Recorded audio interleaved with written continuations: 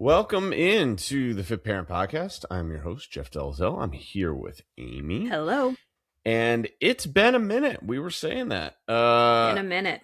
We had, I don't know if we've recorded for 3 weeks. Is it been 3 Yeah, weeks? we missed 2. Yeah, we missed 2 weeks. Because I was traveling and it was February break before that.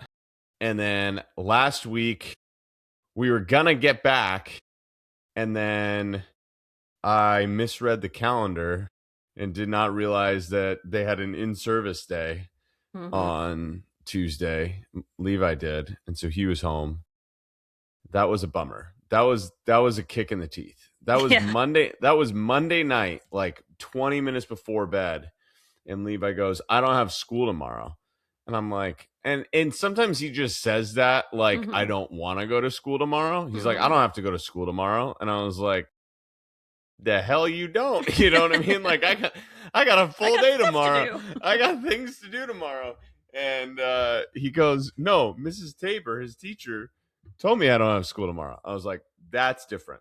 That's a different thing that you just said. That is I'm like, "Mrs. Tabor said that you don't have school?" And he goes, "Yeah, I don't have school tomorrow, but they have school." And I go, "It's not an in-service day." And then I go look at the calendar, and our paper calendar has it on there, but we got the skylight calendar. Have you heard of this? I have the skylight frame. I've had it for years and I love it. So we got this skylight calendar a couple of weeks ago and we've started to integrate it. The capabilities of this thing are beyond me. I'm like, I'm going to need to watch a lot of tutorials on how to use this. If anybody listening has the skylight and wants to tell me how to use it to our advantage with 3 young kids, would be always open to it. But we changed over to that, so that's where the calendar lives now. So I'm looking there versus looking on the paper calendar, and I just did not transfer over the in-service day onto like the digital calendar, so I did not know, and so that was a fun surprise. Having multiple iterations of calendars is the death of family planning activities, because I have my paper calendar here because we're still at the in-laws. At home, I have like a giant whiteboard calendar because I am very analog and I don't. I'm also in my 40s. I'm like, I don't trust technology. But John only looks at his phone calendar, which doesn't have any other thing. It's just him. So he's like, we don't have anything going on that day. I made plans to do such and such. I'm like, we have. Emerson has her softball assessment. Then there's a choral festival at the high school all day. And then she has a performance for the choral festival. This is all on Saturday. And he's like, oh, it wasn't in my calendar. I'm like, you know where it is? Yeah, on all the right other here. calendars. That's well, that above was your our bed. big issue. That was our big issue, and which is why we did that, because I had my calendar and Megan had her calendar, and then we had the paper calendar that we kind of updated but kind of didn't update. Yeah. And it was just like we would have so many things that she would be like, I have this, and I'm like, yeah, that's news to me. Yeah, if it's not on the calendar, it doesn't exist. Yes, well, 100%. I literally just poured water all over myself. If you were watching on, did you see that? Like if you're watching on Can video, we rewind? Rewind like 3 minutes. Apparently the lid was not totally on, and I look like I wet myself. Like it's cool to pee your pants. Yeah, with excitement because we're recording this podcast. I'm so excited. I wet myself like a little puppy. But we're here, and so we have a lot to do. I'm going to do what I planned to do last week, which I actually kind of planned to do the week before. Cool. But I'm going to do it in light of, which I knew was going to happen 2 weeks prior to that too. But we're going to do all of this. But we're also going to do it via catch up. So this is going to be a little bit of what have the last 3 weeks been like in the world of Jeff, and what are the lessons to take away.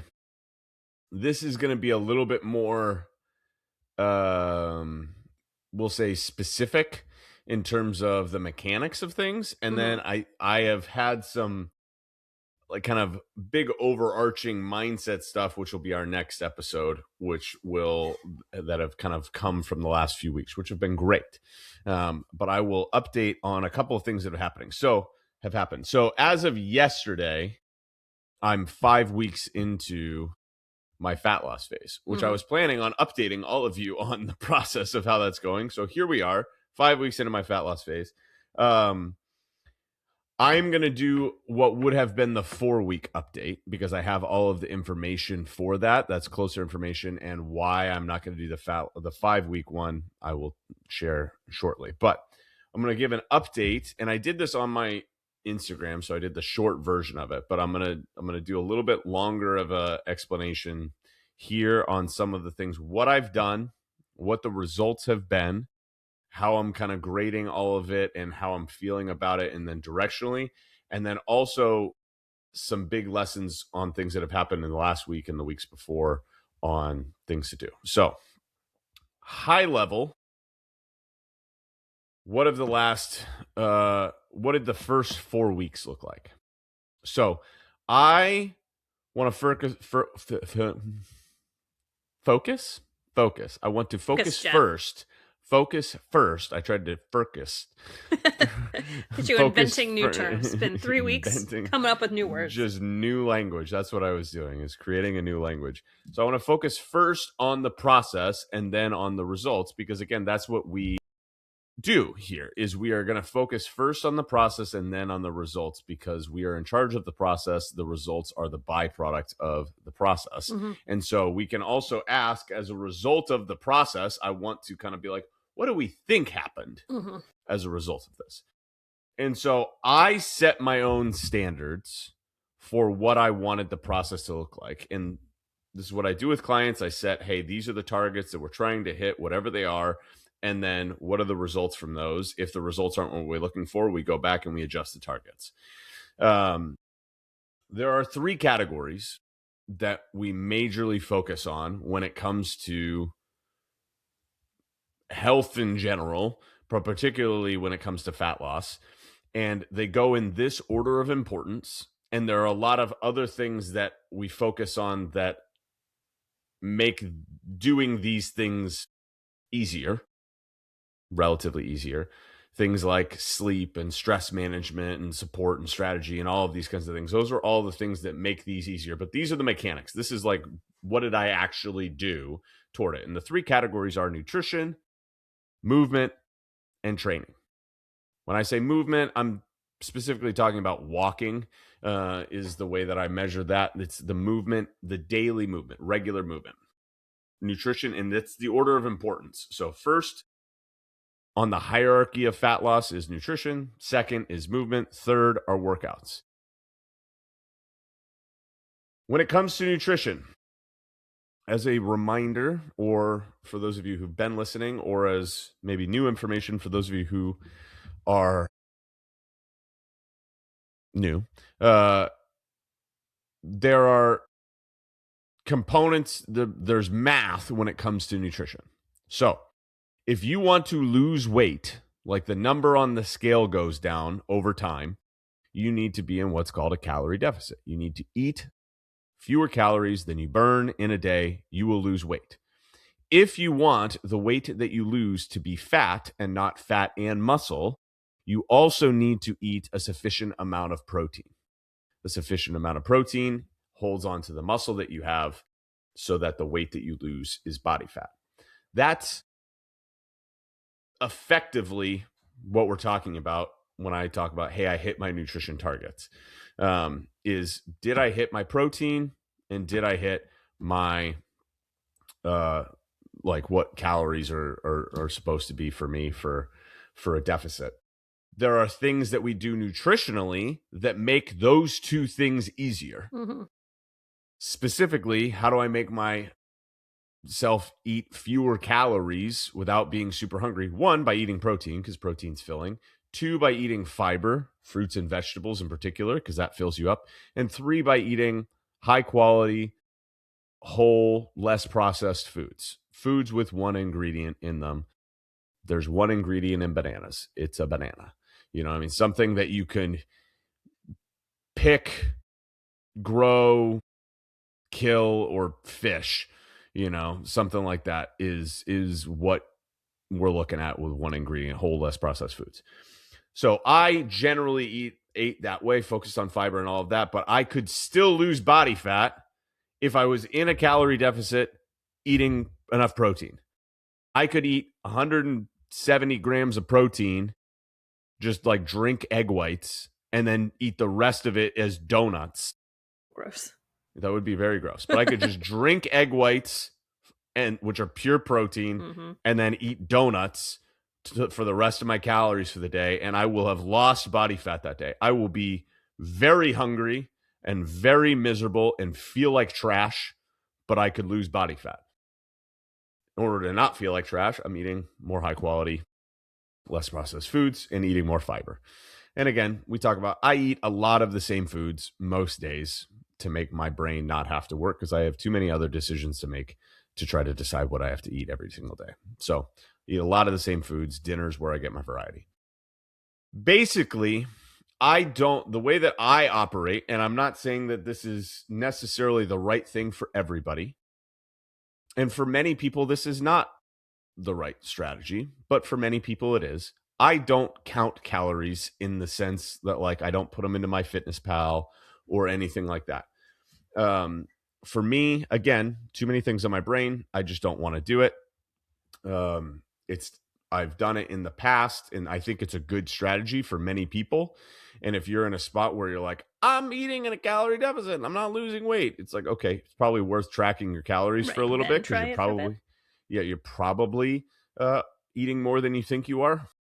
But I've, again, been doing this long enough that I know what I need to eat in order to be in a calorie deficit. And it's basically just, I eat my breakfast and lunch that I eat basically every day. I eat my eggs and egg whites scrambled with oatmeal, cinnamon, and blueberries for breakfast. I have my fajita wrap. It is delicious. I have my fajita wrap for lunch. I have a couple of protein shakes for my snacks, morning and afternoon. And then I have one of my Rolodex of dinners, which are basically a protein, a lot of veggies, and some carb. So steak, a ton of broccoli, and some roasted potatoes. Not a ton of roasted potatoes. I eat a little bit less than I normally would, but that's kind of what salmon, and I do a lot of broccoli and potatoes, to be honest with you. And that's the deal. Like, that's how I run the game. And so I know if I eat that, I'm in a deficit.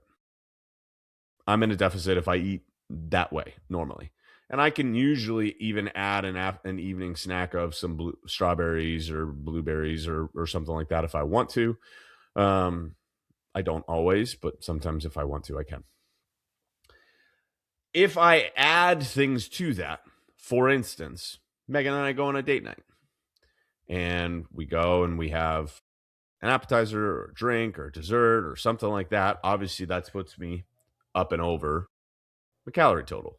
If I go to, we had, in this stretch of time, I went to my brother's house for dinner. I hadn't been to my brother's house since he moved there because it's an hour and a half away, and he moved there after we had kids. So it was like, all right, when are we going to feel fine about going an hour and a half away and leaving the kids with the babysitter, on a time that's going to work and all of this?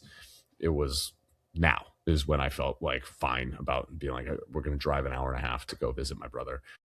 And so that was great. We had a nice dinner, had a couple drinks, and played games, and it was fantastic. And to see my brother and his fiance, which is fun to say. It is fun to say. My future sister-in-law. Oh, which ironic, like funny story is like they dated in high school. So back when Megan and I were like, but then they were apart for a while. So Megan and I, when we were initially dating in college, my brother was dating Sam when they were in high school. And now it's been those two. Like, it's just been Megan. Like, my brother didn't have a girlfriend really in between. I didn't have any, like, it's just been Sam and Megan have been like, that's been the only two for, the whole time. So it's kind of fun that we get to do that. So went over there, which was great. Went to a party at the 6 a.m. small group that I do. A couple that does like a party every year, has done it the last few years. They have a bunch of the people who go to the 6 a.m. small group over to their place. Great spot in Portsmouth, and we have a couple drinks. We have a great time. So that was one of them, right? And so there were choices that I made on certain days that I was like, it's a social occasion. It's not a special occasion, but it's a situation where I want to enjoy what I want to enjoy, not without boundaries. Like I didn't have infinite number of drinks, so I didn't have a ton of the snacks at the stuff, whatever it is, but I had a couple of drinks at both of these places. I did have a date night with Megan. All of these things were things that I made a conscious choice to be like, you know what, I'm going to be at or a little bit above maintenance today. The rest of my day was normal, but I'm going to be at or a little bit above maintenance today because I want to enjoy this, recognizing that that was going to slow my overall fat loss progress. And I will make what I think is a hot take, and I'll say it in a hot take sort of way. Margaritas are the key to fat loss. Is it because of the electrolytes? No, I don't think there are any electrolytes in the salt rim. I don't put salt rim on my margaritas. I think margaritas are disgusting, so they definitely work for me because I'm not going to drink them. Margaritas are a placeholder for thing that you really enjoy, right? Thing that you really enjoy, in that if you can't eat anything that you enjoy, if you have to go 8 weeks, 12 weeks without eating anything you enjoy, that's pretty difficult to do. Yep. And also, then you don't learn how to incorporate that. So you're either perfect or you're not. And I think that that is where a lot of people, this is my philosophy. And I have coaches who disagree with me on this. And they're not like, you're totally wrong. They just have a different philosophy around this, which is like, if you're doing something, do it and be all in on it. And like, be more adherent, be stricter for a shorter period of time. I have found in my experience that that might work better in the short term, but doesn't tend to work great in the long term. And also people hate it. And so I think that finding ways not to go overboard, but to incorporate things that you love with some sort of consistency. I'm not going to say regularity, but some sort of consistently incorporating things that you really enjoy eating, because otherwise you're going to just be thinking about those things and you are way more likely to binge on them at some point. And if you're like, I can't eat this for a fixed period of time, you don't know how to reintroduce it. So there were 28 days in those first 4 weeks, 28 days. I was in my deficit, 8, according to the plan that I just told you, 21 out of those 28 days. Not bad. 1 out of those 28 days, I was certainly over maintenance. I was probably close to 1,000 calories over maintenance, and I'll tell you what day that was. And then 6 out of the 28 days, I was right around maintenance, plus minus 150 calories or so. And so again, if I go to the way that I eat, if I go and I have 2 drinks is about 500 calories. That's my deficit difference. And so again, plus minus a little bit, that's kind of what it was. The one day that was certainly over maintenance was I went to visit a friend of mine in Virginia, who's one of my best friends in the world. I haven't been down to see him in over 3 years, and went for, this is why we missed one of the podcast recordings, is because I was down there Monday to Wednesday. I flew down Monday morning. I came back Wednesday afternoon. Like, it was a quick turn. And so that Tuesday was our full day together. And I was like, we're going to have a great time. Like, we went to a couple meals. We had a blast. We went golf simulator. It was fantastic. And so like, that was going to be a higher calorie day, but it was like, you know what? I'm fine with this. Like, I'm down here. I moved a lot while I was there, but it was, hey, we're going to do this. And again, 1,000 calories. Let's just do the math on it for a minute. If I went 1,000 calories over maintenance, how many days of my normal deficit of 500 calories does it take to offset that? 2 days. So am I okay with it taking me 2 days longer? Or I guess you got to think about it as opportunity cost. It's actually 3 days longer. Nope. 5 days longer. 5 days longer. Because there's the day that I was above. Then the 2 days after that ends up at 0. but then I would have also been in a deficit for those other 3 days. So it's 2 days, you know what I mean? Or 6 days, okay. I guess I can, you know what I mean?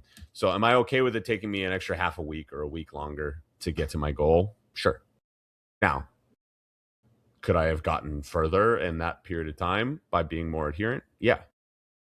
But I made conscious choices, and so I feel okay about those choices. Now, 21 out of 28 days is 75%. 75% of the days I was in a deficit. 6 of the days I stayed exactly where I was. 1 day I went over. So I gave myself a B minus on that.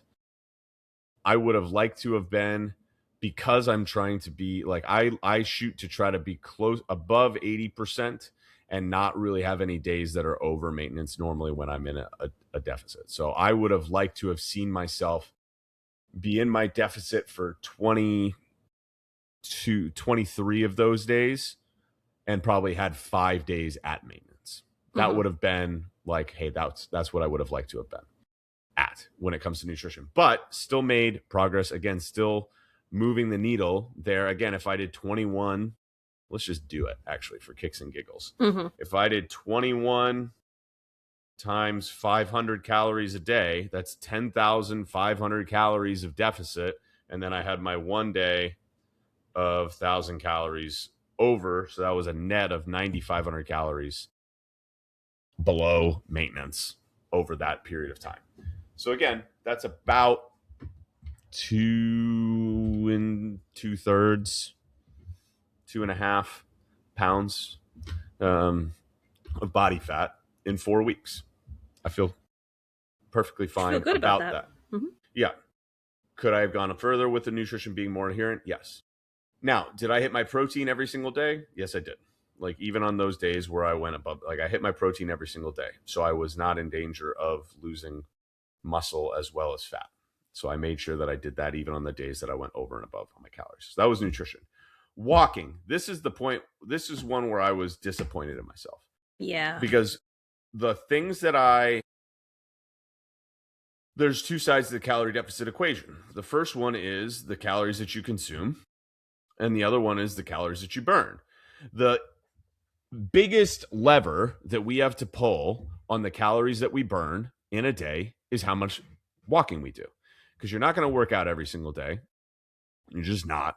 And most of your calories that you burn are just based on your basal metabolic rate.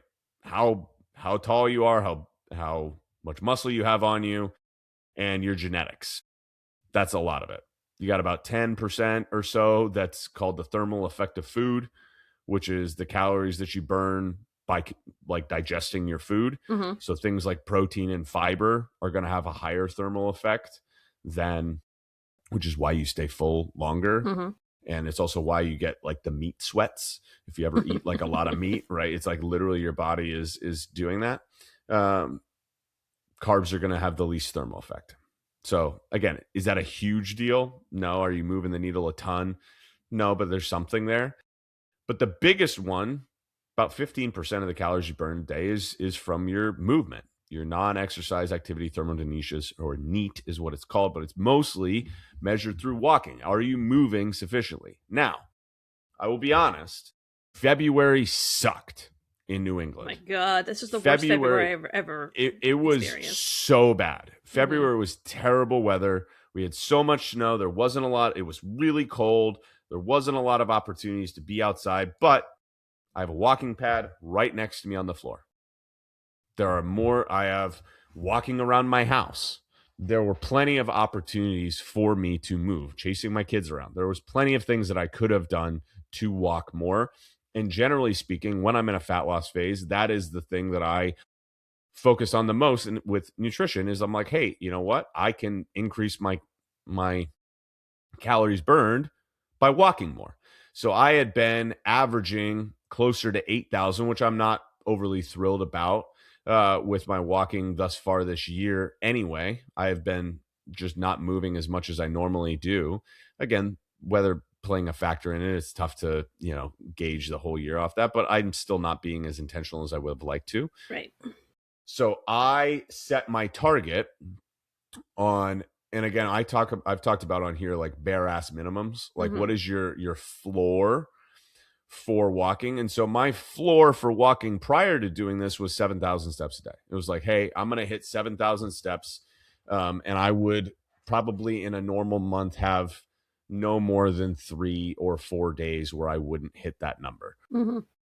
Generally speaking, I was at 7 or higher. And so what I wanted to do in my fat loss phase was to bump my floor up to 8,000 or higher, with the hope of having my average steps be closer to 10,000 than the 8,500 that I'd had earlier in the year. Did not do as well with that as I would have liked to. Again, not abysmal, but not as well as I would have liked to. So I was 19 out of the 28 days I hit the 8,000 steps or more.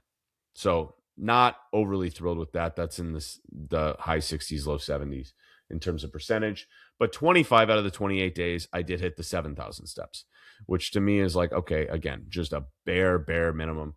But there were 3 out of the 28 days I did not even hit 7,000 steps, which is really disappointing to me. I'm like, I'm bummed about it. And I don't really have a lot of excuses. I have reasons, but I don't have anything where I'm like, you know what?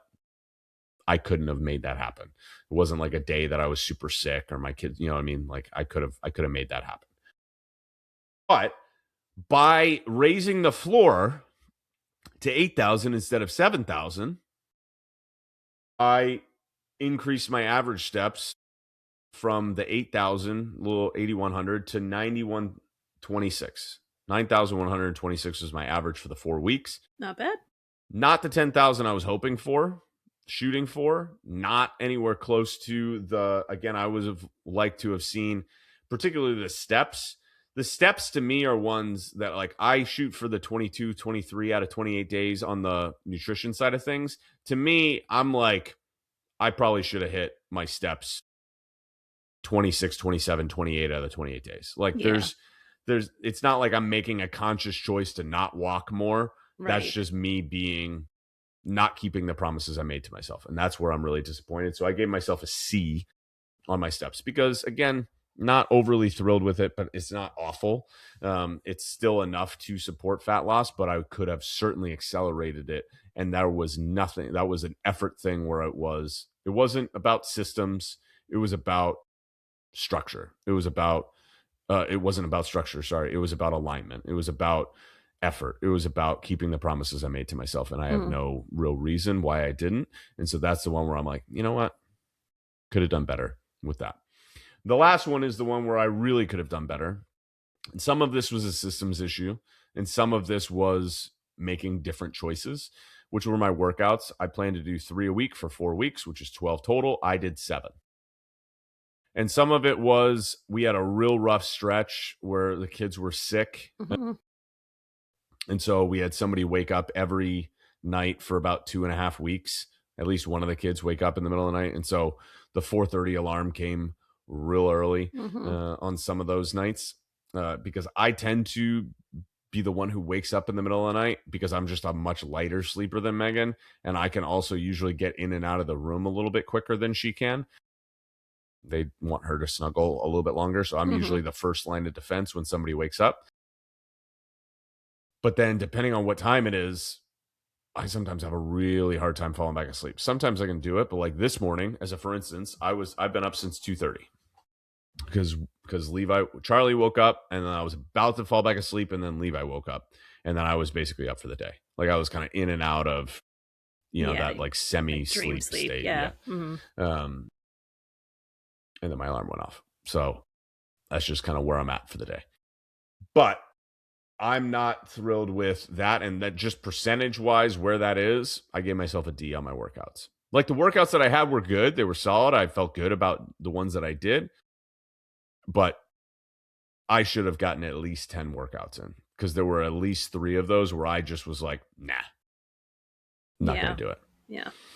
And I can understand why in the moment I made that choice. But it's also not aligned with who it is that I want to be, which, again, that will be more of the conversation that we have in our next episode. So tune back in for the next episode for conversation about alignment because I've had some epiphanies. Mm-hmm. I'm going to drink from this water bottle. So you don't spill on yourself again? I'm more confident. I forgot I had this one down here. The other one betrayed you. Yeah, I have no idea. I don't even know how it's like leak. It's just there. I don't know. I'm gonna have a pool of water on my desk at the end of this. B minus for nutrition, C for walking, D for workouts. You might look at that and be like, man, bud, you probably didn't see any progress at all. And you might think that. However, you would be wrong if you thought that. Because again, the big lesson that I want to do as a takeaway from this is that perfection is not required for progress. And so what a lot of people do is if they had that track record that I had, 7 days where I wasn't on with my nutrition, that's a full week. That's a week out of 4 where I didn't go nuts. I didn't like binge a whole whatever. Like I made conscious choices to have like 2 margaritas or have a dessert or whatever it was. I had more than a week where I didn't hit my walking. I missed several workouts. And I also had a trip in the middle of that and a school vacation and sick kids. It was not the smoothest month to start. Right. One. So, first of all, February was rough. Terrible weather. A lot of reasons why. There were a lot of reasons for me to quit.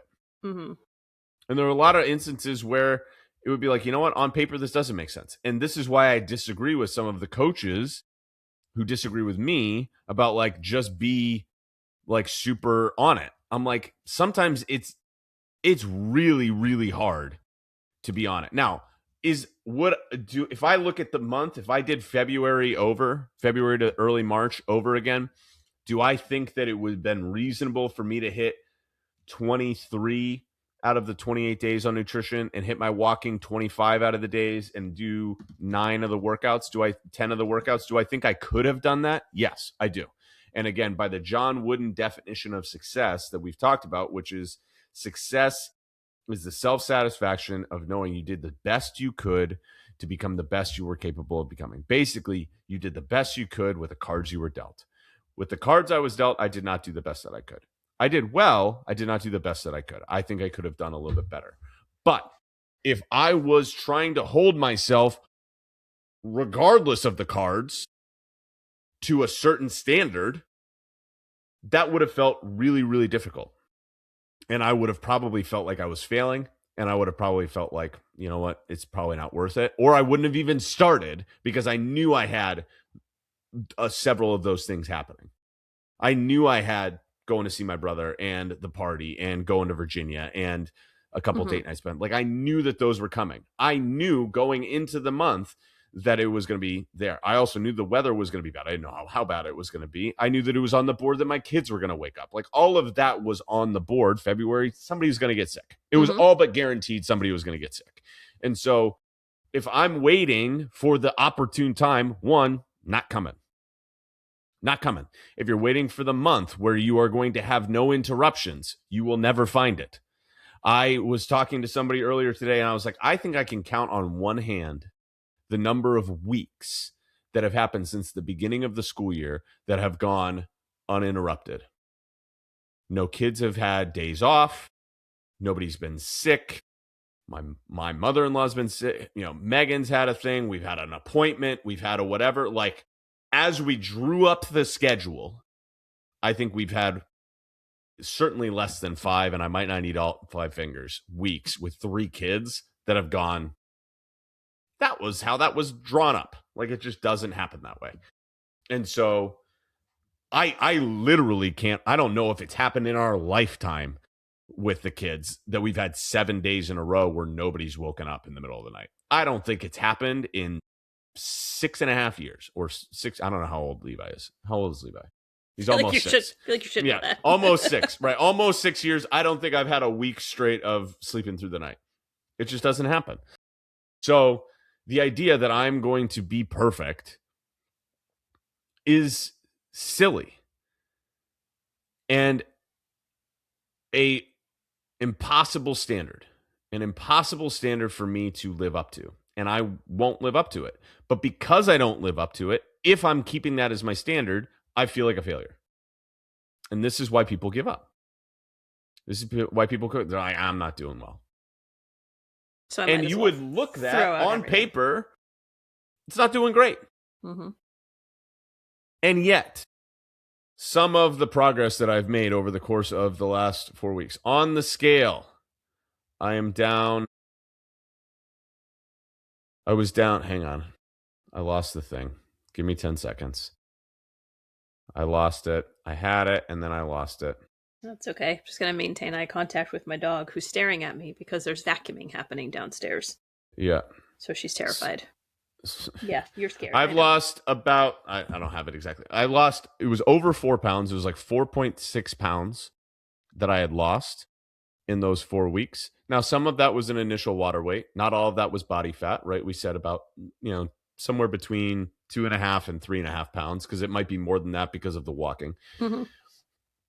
4.6 pounds, an inch and a half off my waist, an inch off my chest, about an inch off of my lower belly, or no, it was an inch and a half off my lower belly, an inch off my waist, which is the smallest part of your stomach, and an inch off my hips. So all the places where I'm looking to lose it, I've lost inches, I've lost fat, I've lost weight on the scale, but the process wasn't perfect.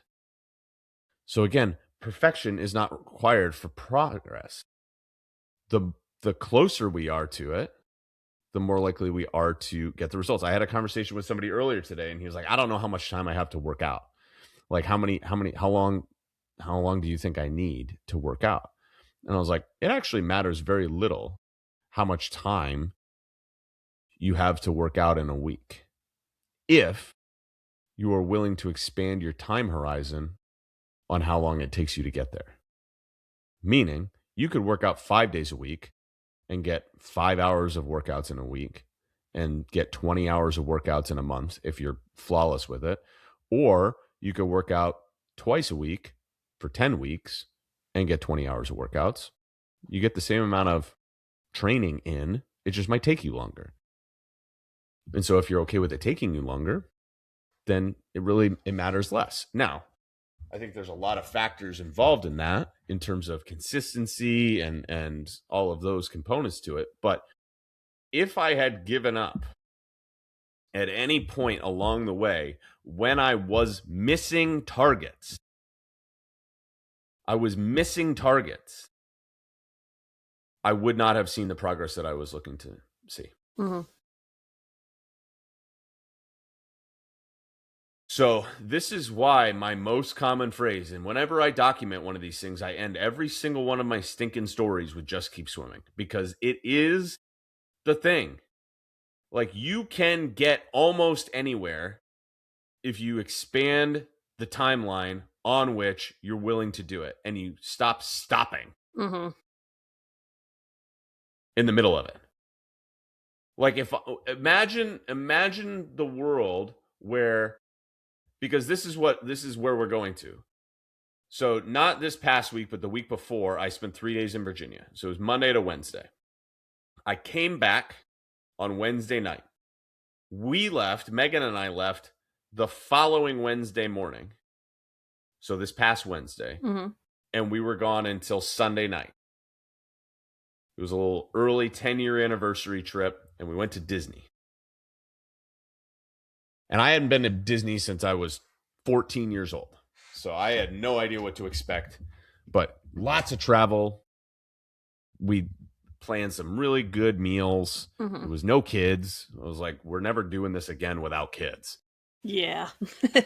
So, like, this is our, take advantage while you can. We're going to go without kids. And it was almost like a scouting trip for when we bring the kids. We were like, skip this park. I was like, they'd love this. We're definitely not doing that. We want to make sure we have this. We wouldn't do this dinner, we want to make sure we have this experience. We want to try to stay here, that's all of that was it was cool to do. But out of 2 weeks, I was gone for 8 days traveling. Both of those were like kind of special things. Hadn't seen my buddy in 3 years, and then 10-year anniversary trip to Disney World. And I ate plenty on my Disney trip. And we can do a whole thing on I'm going to do some stuff about it on my social media this week. But the idea of like, we did 2 days in the parks and I walked 37,000 steps between the 2 days, and pretty good. Like, it's pretty good. Yeah, and then did 13,000 on the first day of travel and 12,000 on the last. Like I did quite a bit of movement. Did you try a Dole Whip? So I didn't. Never had one. So Megan loves them. Okay. So she was like adamant that she was going to do it. It's like her favorite thing in the world to get. Mm-hmm. But when we were over in the area where they sell them, which is over by the Pirates of the Caribbean ride, it started raining.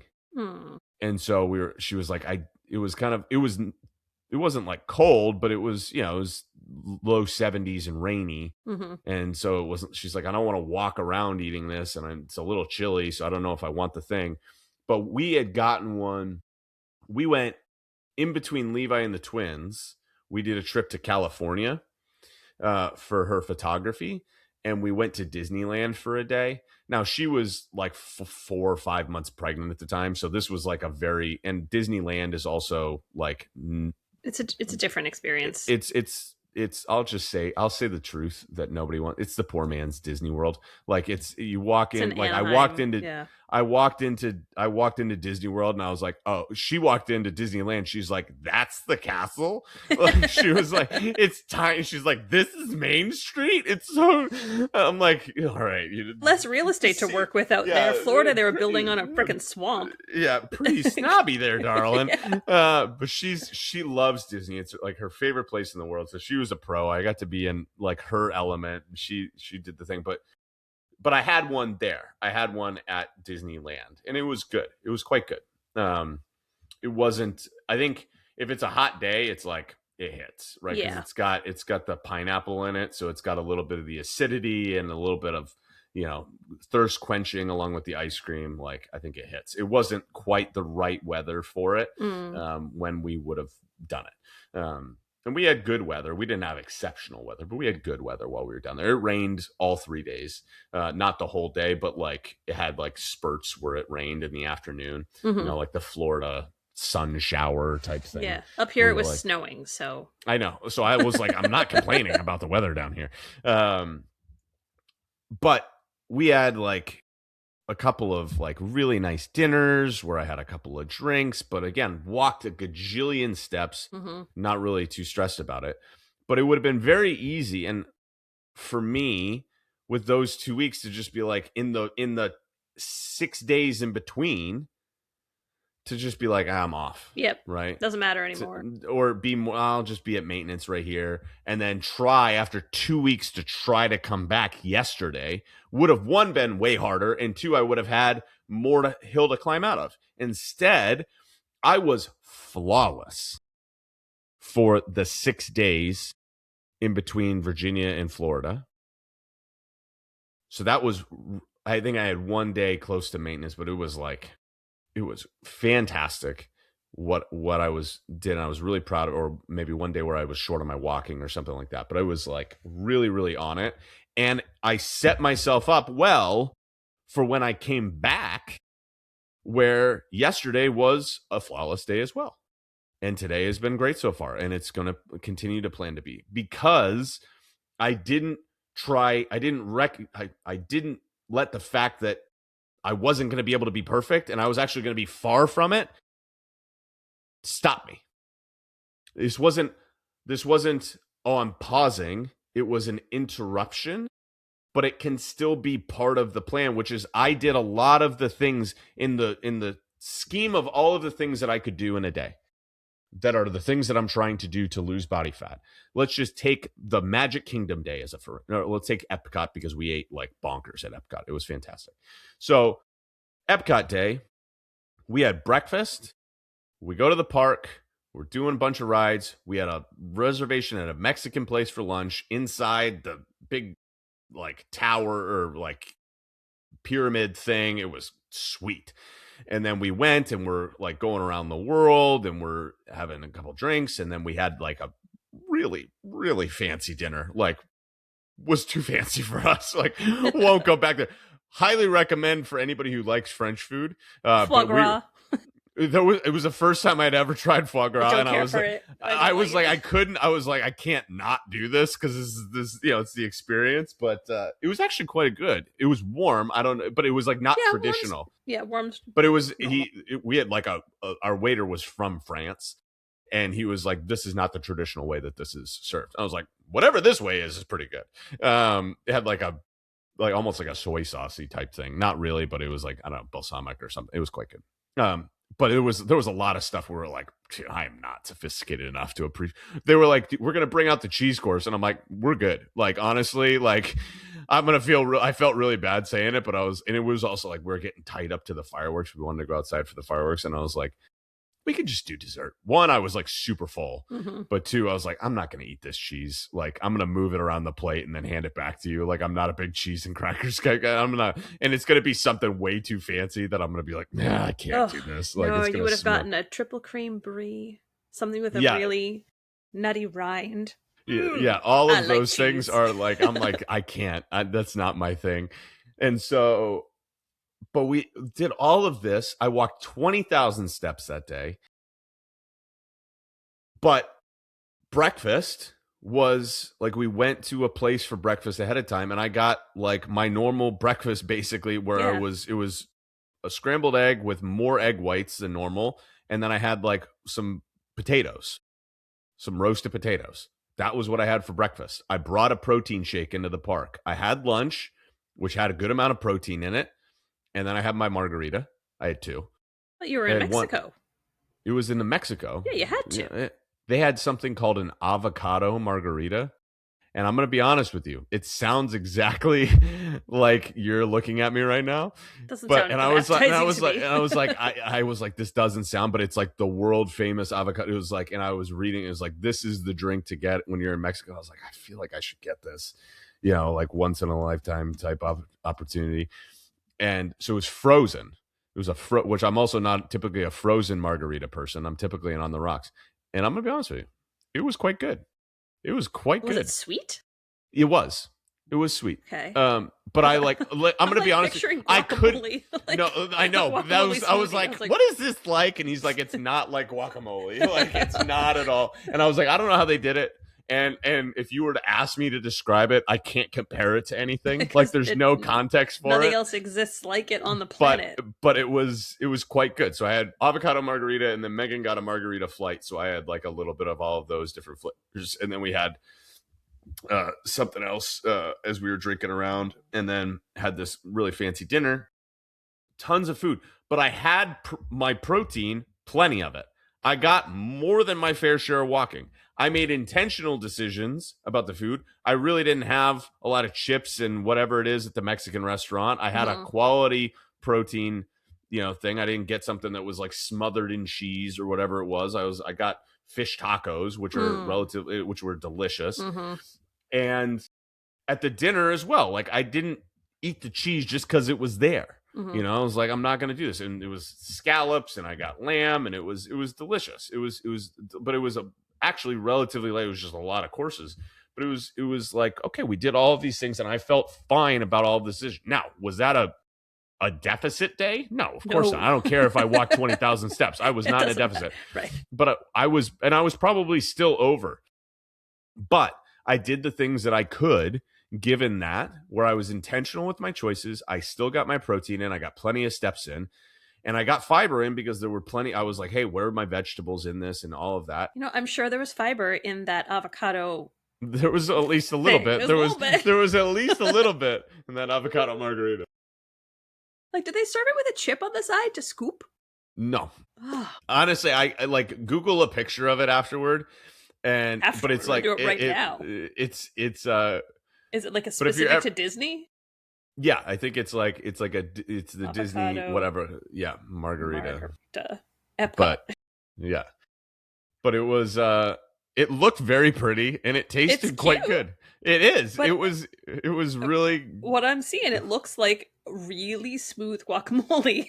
No, but it doesn't. It doesn't like in person. It looks like a really bright green. Like if you think about like a frozen strawberry margarita, it looks like that, but it's just really bright lime green. Okay. It was yummy.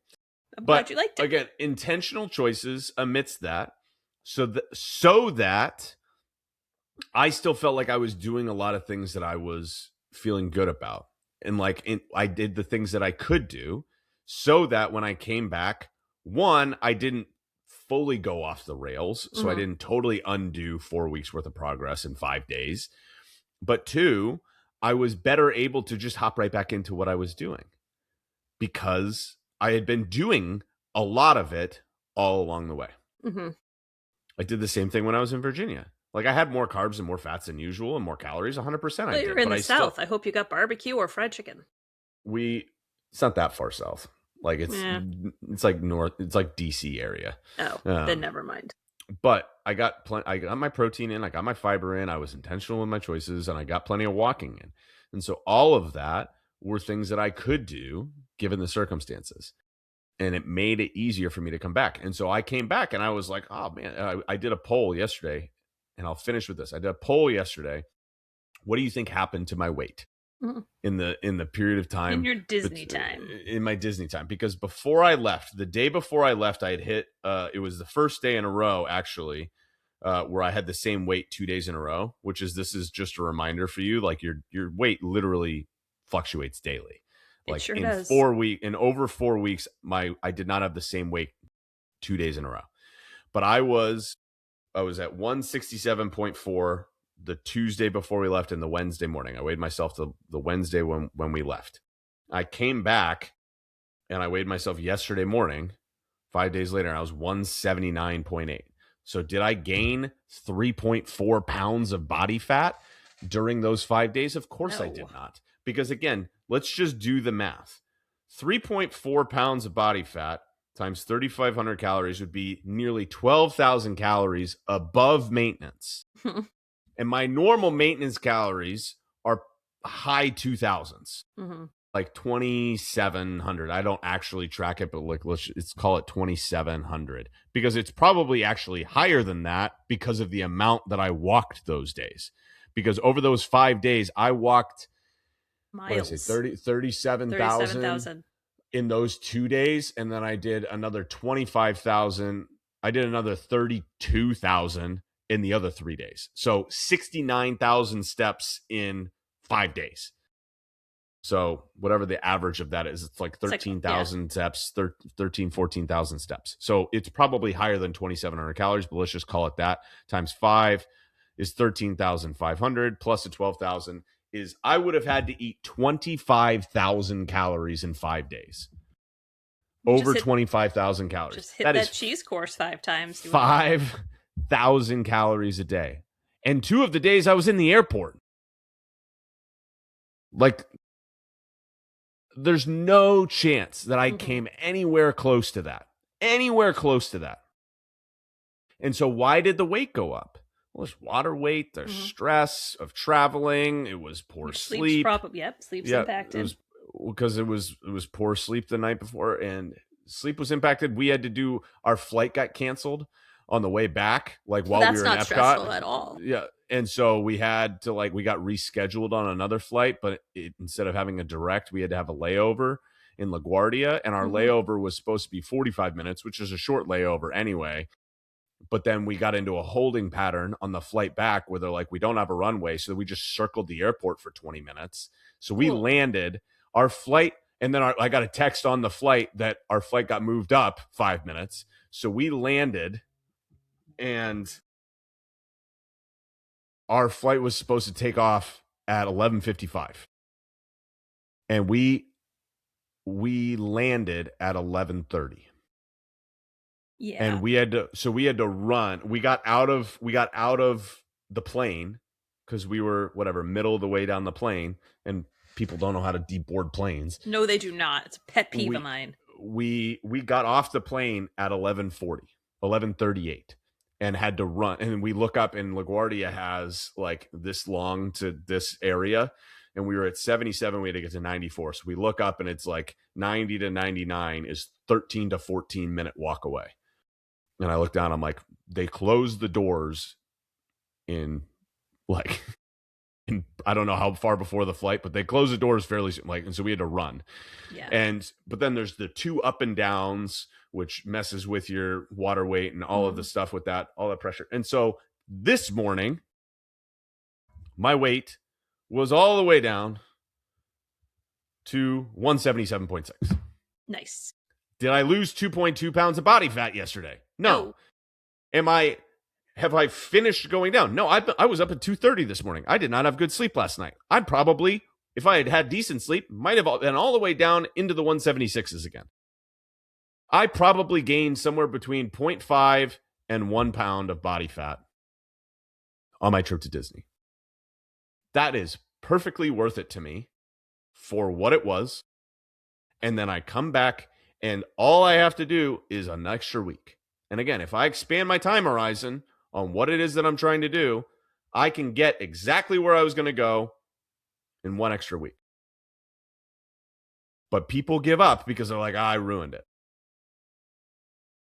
You didn't ruin anything. Just get back to work. Get back to work. This is mostly what I do with my clients, by the way, is remind them that they didn't wreck anything and get them one thing that they can do to move the ball in the right direction. Because most of the battle is just continuing to fight it.